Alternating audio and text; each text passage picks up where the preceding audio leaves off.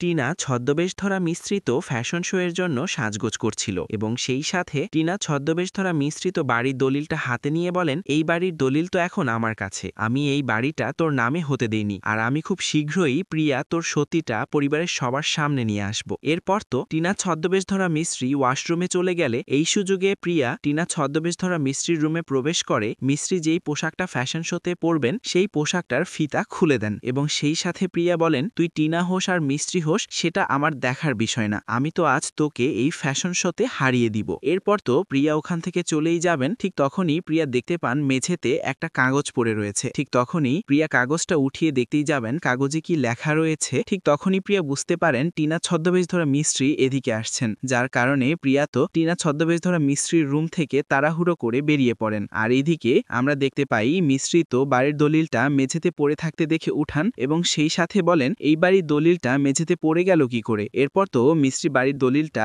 যত্ন করে রাখলে এদিকে আমরা দেখতে পাই এ সবকিছু প্রিয়া লুকিয়ে লুকিয়ে দেখছিল এবং সেই সাথে প্রিয়া বলেন, ওই কাগজটায় কি এমন লেখা আছে যে ওই কাগজটা ও একটা যত্ন করে রাখলো। এরপরে দৃশ্যে আমরা দেখতে পাই টিনা ছদ্মবেশ ধরা মিশ্রিত ফ্যাশন শো এর জন্য মঞ্চে উঠলে ঠিক তখনই টিনা ছদ্মবেশ ধরা মিস্ত্রি যেই পোশাকটা পরেছিল সেই পোশাকটার ফিতা তো খুলে যায়। এই দৃশ্য দেখে প্রিয়া হাসাহাসি করলে ওখানে থাকা সকলেই তো অবাক হয়ে যায়। তাহলে কি টিনার ছদ্মবেশ ধরা মিস্ত্রিকে নিয়ে ওখানে থাকা সকলেই হাসাহাসি করবে আর মিস্ত্রি কি ফ্যাশন শো প্রতিযোগিতায় প্রিয়ার কাছে হেরে যাবে? কি হতে চলেছে জানতে হলে পুরো ভিডিওটা দেখতে থাকুন। হ্যালো ভিউয়ার্স, কেমন আছেন সবাই? আশা করি সকলেই ভালো আছেন। সো ভিউয়ার্স, নিয়ে এলাম সিন্দুরের মূল্য ধারাবাহিক নাটকের 198তম পর্বের সুন্দর একটি এক্সপ্লেনেশন। তাই ভিডিওটির মূল টপিকে ফিরে যাওয়ার আগে আপনারা যারা এখনো আমার এই ইউটিউব চ্যানেলটি সাবস্ক্রাইব করেননি অবশ্যই আজ আমাকে নিজ ভাই মনে করে চ্যানেলটা সাবস্ক্রাইব করে দিবেন। তো ভিউয়ার্স, সিন্দুরের মূল্য ধারাবাহিক নাটকের 198তম পর্বে আপনারা দেখতে পারবেন অর্জুন টিনা ছদ্মবেশ ধরা মিস্ত্রির সাথে ধাক্কা খেয়ে গেলে ঠিক তখনই টিনা ছদ্মবেশ ধরে মিস্ত্রি তো পড়েই যাচ্ছিল। ঠিক সে মুহূর্তে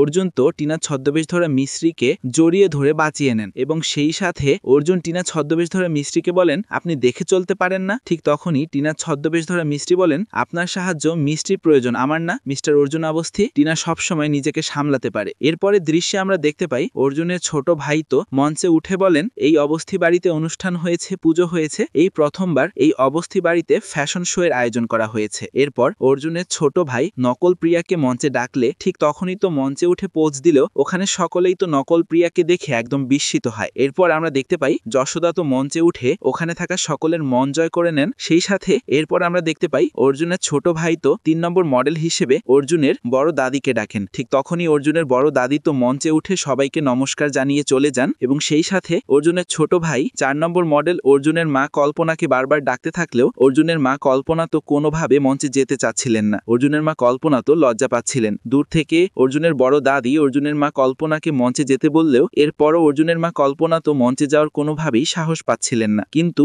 একটা পর্যায়ে গিয়ে টিনা ছদ্মবেশ ধরা মিশ্রিত ওখানে চলে আসেন এবং সেই সাথে টিনার ছদ্মবেশ ধরা মিশ্রিত অর্জুনের মা কল্পনাকে মঞ্চে নিয়ে যান। অর্জুনের মা কল্পনা তখন মঞ্চে উঠে সবাইকে নমস্কার জানান এবং সেই সাথে অর্জুনের মা কল্পনা ভাবেন, এই মেয়ে আমাদের কাছ থেকে আমাদের বাড়ি কেড়ে নিয়েছে আর এই মেয়ে আজ আমাকে এত সাহস দিচ্ছে। জানি না এই মেয়ে ভালো না খারাপ, তবে আমার মনে হচ্ছে মিস্ত্রি আজ এখানে থাকলে যা করতো এই মেয়েটাও আজ তাই করেছে। এইদিকে টিনা ছদ্মবেশ ধরা মিস্ত্রি অর্জুনের মা কল্পনাকে বলেন, আন্টি আপনি একদম ভয় পাবেন না, আপনার সাথে আমি আছি। এরপর তো অর্জুনের মা কল্পনা পোজ দিলে ওখানে থাকা সকলেই খুশি হয়ে যায়। এরপর আমরা দেখতে পাই টিনা ছদ্মবেশ ধরা মিস্ত্রি তো মঞ্চে উঠে সামনের দিকেই যাচ্ছিল। ঠিক তখনই আমরা দেখতে পাই টিনা ছদ্মবেশ ধরা মিস্ত্রি যে পোশাকটা পরেছিল সেই পোশাকটার ফিতা ছেড়ে গিয়েছে। এই দৃশ্য দেখে প্রিয়া অনেক খুশি হয়ে গেলেও এইদিকে সকলেই তো একদম অবাক হয়ে যায়। ঠিক তখনই মঞ্চে সবগুলো বাতি নিভে যায়। এরপর মঞ্চে সবগুলো বাতি জ্বালিয়ে দিলে টিনা ছদ্মবেশ ধরা মিস্ত্রিকে দেখে অর্জুন বলেন, মিস্ত্রি। সেই সাথে অর্জুনের বড় দাদি সহ ওখানে থাকা সকলেই বলেন, এ তো একদম মিস্ত্রির মতো। সেই সাথে আমরা দেখতে পাই টিনা ছদ্মবেশ ধরা মিস্ত্রি তো আগেই জানতে পেরেছিল ফ্যাশন শো এর জন্য